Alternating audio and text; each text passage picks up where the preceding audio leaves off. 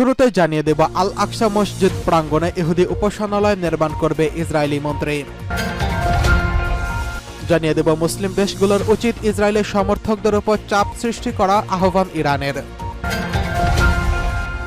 এদিকে আমেরিকা গাজায় যুদ্ধবিরতি প্রতিষ্ঠায় বাধা দিচ্ছে অভিযোগ ফিলিস্তিনের ইসলামিক জিহাদ আন্দোলনের।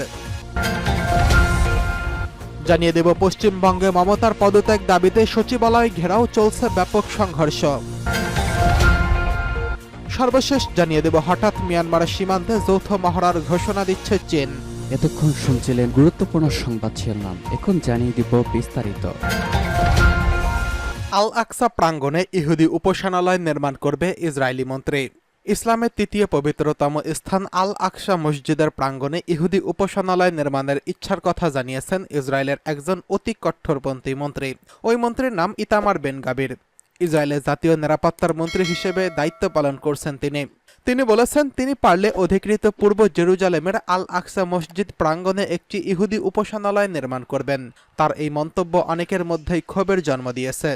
মূলত ইসলাম ধর্মের অন্যতম পবিত্র এই স্থান ফিলিস্তিনের জাতীয় প্রতীক হুমকির মধ্যে রয়েছে বলে অভিযোগ রয়েছে বেন গাভিরের বিতর্কিত এই মন্তব্যে। সেই বর্ণনা আরও শক্তিশালী হয়েছে। মঙ্গলবার 27 আগস্ট এক প্রতিবেদনে এই তথ্য জানিয়েছে সংবাদ মাধ্যম আল জাজিরা। প্রতিবেদনে বলা হয়েছে, জাতীয় নিরাপত্তা মন্ত্রী ইতামার বেন গাভির অতীতে বরাবরই আল আকসা প্রাঙ্গণে ইহুদিদের প্রার্থনা করার বিষয়ে ইসরায়েলি সরকারের দীর্ঘদিনের নিষেধাজ্ঞা উপেক্ষা করে আসছেন। সোমবার ইসরায়েলের আর্মি রেডিওকে দেওয়া অতি কট্টরপন্থী এই মন্ত্রী বলেছেন, যদি সম্ভব হয় তবে তিনি আল আকসা প্রাঙ্গণে একটি উপাসনালয় তৈরি করবেন। মূলত ইহুদিদের কাছে এই স্থাপনাটি টেম্পল মাউন্ট হিসেবে পরিচিত। আল জাজিরা বলেছে, আল আকসা প্রাঙ্গণে ইসলামের তৃতীয় পবিত্র স্থান এবং ফিলিস্তিনি পরিচয়ের প্রতীক। সোমবার দেওয়া এক সাক্ষাৎকারে বেন গাভির বলেন, আমি যদি আমার ইচ্ছামতো কিছু করতে পারি তবে আমি এই স্থাপনায় একটি ইসরায়েলি পতাকা রাখতাম। সম্ভব হলে এই স্থানে তিনি কোনো সিনাগগ তৈরি করবেন কিনা একজন সাংবাদিক তাকে বেশ কয়েকবার এই কথা জিজ্ঞেস করলে বেন গাভি শেষ পর্যন্ত উত্তর দেন হ্যাঁ। 1967 সালের আরব ইসরায়েলের যুদ্ধের পর পূর্ব জেরুজালেম দখল করে নেয় ইসরায়েল। 1920 সালের দশক থেকে জেরুজালেমে অবস্থিত আল আকসা মসজিদ সহ অন্যান্য ধর্মীয় স্থাপনাগুলো জিম্মাদারি রয়েছে জর্দানের হাতে, কিন্তু যুদ্ধের পর সেটির নিয়ন্ত্রণ তাদের হাতে চলে যায়। এরপর 1994 সালে একটি শান্তি চুক্তির মাধ্যমে জর্দানের কাছে আবারও এর নিয়ন্ত্রণ বুঝিয়ে দেয় ইসরায়েল। মুসলমানদের কাছে আল আকসা বিশ্বের তৃতীয় পবিত্রতম স্থান। অন্যদিকে ইহুদিরা এই এলাকাটিকে টেম্পল মাউন্ট হিসেবে বলে থাকে। তাদের দাবি, এটি প্রাচীনকালে দুটি ইহুদি মন্দির স্থান ছিল। কয়েক দশক ধরে ইসরায়েলি কর্তৃপক্ষের মেনে চলা নিয়মনীতির অধীনে ইহুদি এবং অন্যান্য অমুসলিমদের নির্দিষ্ট সময়ের মধ্যে অধিকৃত পূর্ব জেরুজালেমের এই মসজিদ প্রাঙ্গণে যাওয়ার অনুমতি দেওয়া হয়, তবে তাদের সেখানে প্রার্থনা বা ধর্মীয় প্রতীক প্রদর্শনের কোনো অনুমতি নেই। এদিকে মুসলিম দেশগুলোর উচিত ইসরায়েলের সমর্থকদের উপর চাপ সৃষ্টি করা, বলছে ইরান। ইরানের প্রেসিডেন্ট মাসুদ পেজেশকিয়ান বলেছেন, গাজা উপত্যকায় ইহুদিবাদী ইসরায়েলের গণহত্যা ও অপরাধযোগ্য বন্ধ করার জন্য তেল আবিবের সমর্থকদের উপর মুসলিম দেশগুলোর পাশাপাশি অন্যান্য দেশের চাপ সৃষ্টি করা উচিত। তিনি সোমবার রাতে তেহরানে সফররত কাতারের পররাষ্ট্রমন্ত্রী ও প্রধানমন্ত্রী আব্দুর রহমান আলে সানির সঙ্গে এক বৈঠকে এই মন্তব্য করেছেন। গাজায় যুদ্ধবিরতি প্রতিষ্ঠার লক্ষ্যে প্রচেষ্টা চালানোর জন্য তিনি কাতারের ভূয়সী প্রশংসা করেন। একই সঙ্গে তিনি গাজায় ইসরায়েলি ভয়াবহ অপরাধযজ্ঞের অপরাধে মানবাধিকারের ব্যাপারে রক্ষক দাবিদার হিসেবে দেশগুলোর নিরাপত্তার কড়া সমালোচনা করেন। গাজা উপত্যকায় 2023 সালের 7 অক্টোবর থেকে এই পর্যন্ত ইসরায়েলি ভয়াবহ গণহত্যায় অন্তত 40,400 ফিলিস্তিনি শহীদ হয়েছেন। কাতারের পররাষ্ট্রমন্ত্রীর সঙ্গে বৈঠকে তেহরান ও দোহার মধ্যে বিদ্যমান কূটনৈতিক সম্পর্কের ব্যাপারে সন্তোষ প্রকাশ করেন প্রেসিডেন্ট পেজেশকিয়ান। তবে একই সঙ্গে তিনি বলেন, অন্যান্য ক্ষেত্রে ইরান ও কাতারের মধ্যে সহযোগিতা আরও বেশি শক্তিশালী করার যথেষ্ট সুযোগ রয়েছে, যা কাজে লাগানো উচিত। সাক্ষাতে কাতারের পররাষ্ট্রমন্ত্রী গাজায় গণহত্যার ব্যাপারে আন্তর্জাতিক সমাজ, বিশেষ করে মানবাধিকারের ঘোষিত রক্ষকদের দ্বিমুখী নীতির তীব্র সমালোচনা করেন। কাতার গাজায় যুদ্ধবিরতি প্রতিষ্ঠার প্রচেষ্টা চালিয়ে যাবে উল্লেখ করে আলে সানি বলেন, গাজা যুদ্ধের ব্যাপারে ইরান বুদ্ধিদীপ্ত এবং গঠনমূলক ভূমিকা গ্রহণ করেছেন। কাতারের আমির তামিম বিন হামদ আলে সানির ইরানের সঙ্গে কৌশলগত সম্পর্ক আরও শক্তিশালী করতে চান বলে ইরানের প্রেসিডেন্টকে কাতারের পররাষ্ট্রমন্ত্রী জানিয়েছেন। এর আগে সোমবারই কাতারের পররাষ্ট্রমন্ত্রী আঞ্চলিক পরিস্থিতির পাশাপাশি দ্বিপক্ষীয় সম্পর্ক নিয়ে ইরানের পররাষ্ট্রমন্ত্রীর সঙ্গে সাক্ষাৎ ও আলোচনা করেছেন। আমেরিকা গাজা যুদ্ধবিরতি প্রতিষ্ঠায় বাধা দিচ্ছে অভিযোগ করেছেন ফিলিস্তিনের ইসলামিক জিহাদ আন্দোলন।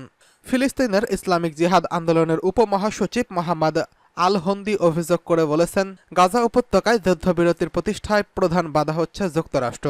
তিনি বলেছেন, ইসরায়েলের প্রধানমন্ত্রী বেঞ্জামিন নেতানিয়াহু ছাড়াও গাজায় যুদ্ধবিরতির প্রতিষ্ঠায় কোনো ইচ্ছাই আমেরিকার নেই। ইসলামিক জিহাদ আন্দোলনের এই নেতা আরও বলেন, কোনো পক্ষই তাদের ইচ্ছেমতো রাফা ক্রসিং পয়েন্ট পরিচালনা পদ্ধতি ফিলিস্তিনিদের উপর চাপিয়ে দিতে পারে না এবং এই অঞ্চলে অধিবাসীদের জীবনযাপন ও তাদের তৎপরতা ও নিয়ন্ত্রণের অজুহাতে গাজা উপত্যকার অন্য সব ক্রসিং পয়েন্টের উপর নিয়ন্ত্রণ নেওয়ার কোনো অধিকার নেই। এদিকে ফিলিস্তিনের ইসলামিক প্রতিরোধ আন্দোলন হামাসের অন্যতম নেতা বাসেম নাইম কায়রোয় চলমান আলোচনার অংশ না নেওয়ার কথা উল্লেখ করে বলেছেন, গত জুলাই আলোচনা সম্পাদিত চুক্তি বাস্তবায়ন করতে তারা প্রস্তুত রয়েছে। হামাস নেতা আরও বলেন, ওয়াশিংটন ফিলিস্তিনের প্রতিরোধ যোদ্ধাদের উপর প্রচারণাগত ব্যাপক চাপ সৃষ্টি করেছে, যেমনটি ইসরায়েলের অপরাধগুলো ধামাচাপা দেওয়ার জন্য হোয়াইট হাউসের জাতীয় নিরাপত্তা পরিষদের মুখপাত্র জন কির্বি সম্প্রতি বিভিন্ন বক্তৃতার বিষয়ে উল্লেখ করে বলেন। হামাসের এই সিনিয়র সদস্য জোর দিয়ে আরও বলেছেন, গত ২রা জুলাই প্রস্তাবিত পরিকল্পনায় ইসরায়েলের প্রধানমন্ত্রী নেতানিয়াহু নতুন যে শর্ত যুক্ত করেছে, প্রতিরোধ যোদ্ধারা তা কখনোই মেনে নেবে না। সম্প্রতি মিশর ও কাতারের মধ্যস্থতায় এবং যুক্তরাষ্ট্রের অংশগ্রহণে গাজায় যুদ্ধবিরতি প্রতিষ্ঠা এবং বন্দি বিনিময়ের ব্যাপারে ইসরায়েলি কর্মকর্তাদের সাথে হামাস নেতাদের বৈঠক হয়েছে, তা সম্পন্ন হয়েছে। এদিকে পশ্চিমবঙ্গে মমতার পদত্যাগের দাবিতে সচিবালয় ঘেরাও, ব্যাপক সংঘর্ষ চলছে। ভারতের পশ্চিমবঙ্গে বহুল আলোচিত আরজিকর হাসপাতালে চিকিৎসকদের ধর্ষণ এবং গণহত্যা ঘিরে মুখ্যমন্ত্রীর পদত্যাগের এক দফা দাবিতে রাজ্য সচিবালয় ঘেরাও করেছে হাজার হাজার মানুষ।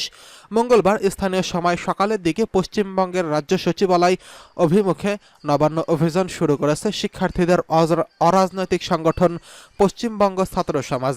দেশটির সংবাদ মাধ্যম এনডিটিভির প্রতিবেদনে বলা হয়েছে, পশ্চিমবঙ্গের রাজধানী কলকাতার রাস্তায় রাস্তায় ব্যাপক বিশৃঙ্খলাপূর্ণ পরিস্থিতি তৈরি হয়েছে।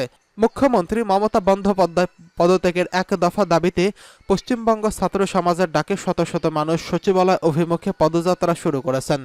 এ সময় বিক্ষোভকারীদের ছত্রভঙ্গ করে দেওয়ার লক্ষ্যে দাঙ্গা পুলিশ টিয়ার গ্যাসের শেল এবং জলকামান ব্যবহার করছে। তবে বিক্ষোভকারীরা আইনশৃঙ্খলা বাহিনীকে লক্ষ্য করে পাল্টা ইট পাটকেল ও পাথর নিক্ষেপ করছেন। বিস্তারিত আসছে পরবর্তী ভিডিওতে। এদিকে হঠাৎ করেই মিয়ানমারের সীমান্তে যৌথ মহড়ার ঘোষণা চীনের। হঠাৎ করেই মিয়ানমারের সীমান্তে সশস্ত্র টহল ও আকাশ স্থলে যৌথ মহড়া চালানোর ঘোষণা দিয়েছে বিশ্বের অন্যতম পরাশক্তি চীন। সোমবার দেশটির সামরিক বাহিনী এই তথ্য জানিয়েছেন। চীনের সামরিক বাহিনীর বিবৃতিতে বলা হয়, এই টহল মূলত রুইলি, ঝেনকাং এবং অন্যান্য সীমান্তবর্তী এলাকায় পরিচালিত হবে। মিয়ানমারের কাচিন ও শান রাজ্যে বড় ধরনের সংঘর্ষ হয়েছে, ফলে চীনের দিকে কামানের গোলা পড়ে কিছু লোক আহত এবং সম্পদের ক্ষতি হয়েছে। পাশাপাশি চীনের অবকাঠামো প্রকল্পগুলোর উপর এর নেতিবাচক প্রভাব পড়েছে। মিয়ানমারের সামরিক জান্তা ও বিদ্রোহীদের মধ্যে সংঘর্ষ বৃদ্ধি পাওয়ার এই পদক্ষেপ নেওয়া হয়েছে।